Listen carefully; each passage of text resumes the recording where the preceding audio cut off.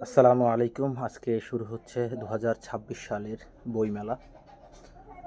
তো আজকের দিনে আমার ভাব অভাবের কথামালা বই থেকে ভাব অভাবের কথামালা শিরোনামে কবিতাটি আবৃত্তি করছি। সে কত আগে শিখেছে মানুষ আগুন জ্বালাতে, সেই আগুনে পূর্ণ হলো ধরা, তাপ, আলো আর ধোঁয়াতে। মানুষ প্রথম গান গেয়েছিল ঘন বনে কিংবা নদী তীরে, এঁকেছে গুহার দেয়ালে প্রেয়সীকে শিকার হতে ফিরে। একদা ধীর লয়ে জমিনে এঁকেছে স্বপ্ন লাঙলের ফলায়, অতপর রক্ত স্নাত শস্য ফলেছে ঘাম ঝরানো বীজতলায়।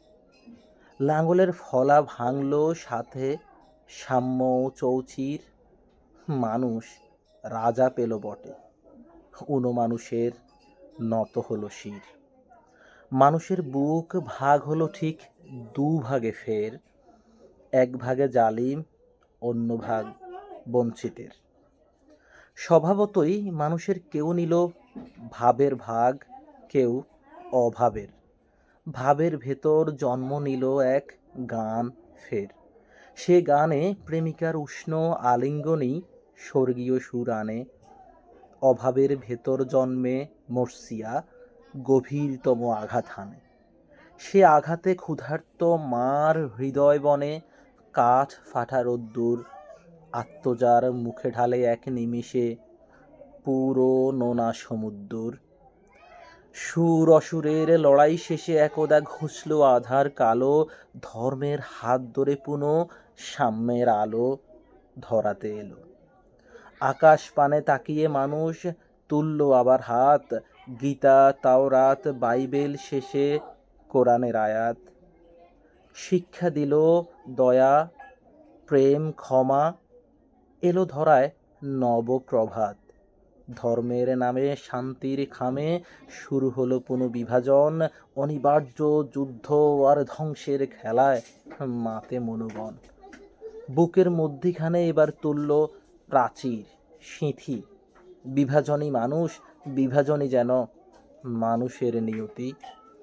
তবুও সভ্যতা চিরবহমান, মিশরের পিরামিড, গ্রিসের মন্দির, মেসোপটেমিয়ার ইউফ্রেটিস হতে বাঁকে বদলেছে অহর্নিশ ইতিহাস, নীল, দানিয়ব, গঙ্গার স্রোতে। প্রেমে জলে কৃষ্ণ রাধা, মজনু, লায়লা, সেলিম, আনারকলি। অপ্রেম বন্যিতে জলে খাণ্ডব দিল তার সমস্ত পশু বলি। দানবের বিপরীতে মানবের পরাধীন আত্মা জাগে যখন, সম্ভ্রমের সলতে জেলে মানুষ রাখে জারি মহারণ। ধরায় কবি আসে, নবী আসে, আসে দুষ্ট প্রাণ। কেউ লিখে মহাকাব্য, কেউ আনে শান্তি, কেউ অপমান। এমন দ্বন্দ্ব মুখর পৃথিবীতে মানুষ জনে হানাহানির শেষে মাতে আলিঙ্গনে। এক হাতে রয় কলম আর অন্য হাতে তলোয়ার, এক চোখে সে দেখে আলো, অন্য চোখে অন্ধকার।